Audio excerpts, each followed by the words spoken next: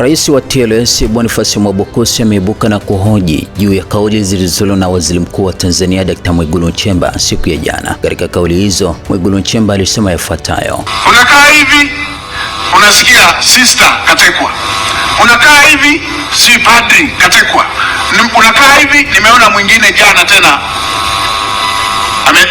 nimeona pale, nimeona mtandaoni pale eti katekwa. Unaangalia mtu kaumizwa ana pingu. Hizi ni ajenda maalum, hii ni michezo.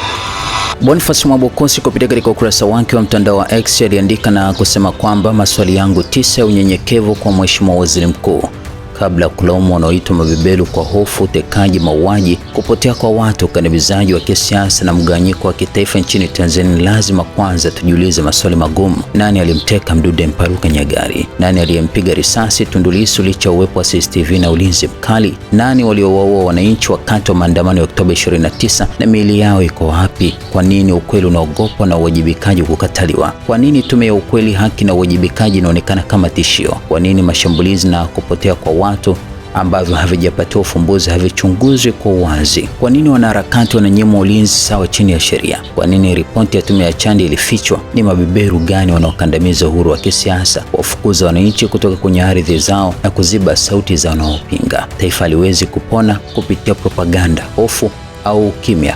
Upona kupitia ukweli, haki, uwajibikaji na maridhiano ya kweli. Bila ukweli hakuna haki, bila haki hakuna maridhiano, bila maridhiano hakuna amani ya kudumu.